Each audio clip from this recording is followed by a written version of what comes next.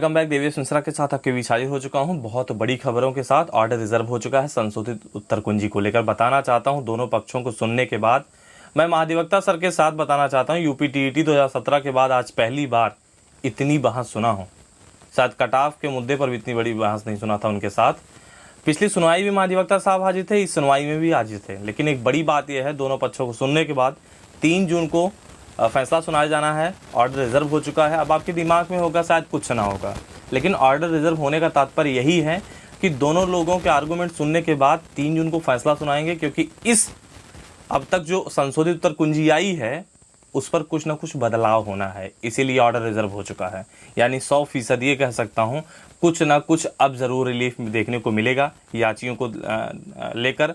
जो याचियों ने petition file किया है, जितने प्रश्नों पर आपत्ति दर्ज किए थे, उम्मीद करता हूँ अब बहुत कुछ बदलाव देखने को मिलेगा।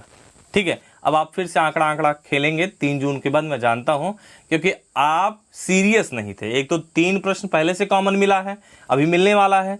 मुझे एक बात नहीं समझ में आ रहा है, अगर एक भी प्रश्न कॉमन मिलता है, 2 भी प्रश्न कॉमन मिलते हैं उत्तर, तो 3 2 5 हो जाएंगे।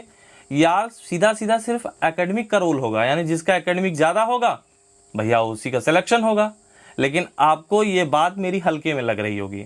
अब तक लगता होगा कि ये बंदा हमेशा बकवास ही करता है, लेकिन आज देख लिए होंगे कि संशोधित उत्तर कुंजी क्या चीज होती है। क्या भर्ती प्रक्रिया रुक जाएगी? बिल्कुल रुक जाना चाहिए। जहां तक मुझे उम्मीद है भर्ती प्रक्रिया अब आगे नहीं बढ़ेगी, क्योंकि 3 तारीख को आपको देखने को मिलेगा। क्योंकि जज साहब के माध्यम से, महाधिवक्ता साहब के माध्यम से एक बात स्पष्ट होती है, 2 अंकों पर महाधिवक्ता साहब संतुष्ट थे कि 2 अंकों पर हम कॉमन अंक देंगे, यानी 2 अंकों पर तो बदलाव मिलेगा। यानी ये कह सकता हूं 5 से 10 हजार और लोग पास होंगे। खासकर कौन बाहर होंगे मालूम है? 2 कैटेगरी बहुत इस भर्ती से बाहर होगा। एक ओबीसी कैटेगरी 84,000 पास है। दूसरा, जब ओवरलैप कर जनरल में जाएंगे तब आप बाहर होंगे। ये 2 कैटेगरियां एक एक नंबर बढ़ने से बहुत सारे लोग बाहर होंगे। स्पष्ट ये 100% है। बाकी भगवान जाने 3 तारीख को आपके पक्ष में आए, उनके पक्ष में हमें इससे नहीं मतलब होता है। हमें मतलब यह है न्यूज के माध्यम से जो चीजें बताता हूँ, ऑथेंटिक चीजें बताता हूँ, किसको लाभ मिलेगा किसको नहीं मिलेगा, क्या होने वाला है।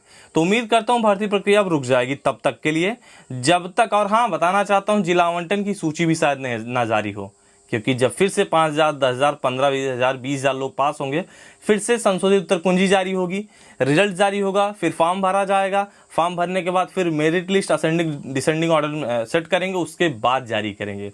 ये पूरी प्रक्रिया है और उम्मीद करता हूँ 3 तारीख को जो देखने को मिलेगा, उम्मीद ये करूंगा कि कम से कम उत्तरों पर बदलाव देखने को मिले, कम से कम उत्तरों पर कॉमन अंक मिले। लेकिन ये सिर्फ उम्मीद कर सकता हूं। लेकिन मैं जितना सीरियस हूं, एक बात बता दूं, देवेश मिश्रा उतना कोई नहीं सीरियस था।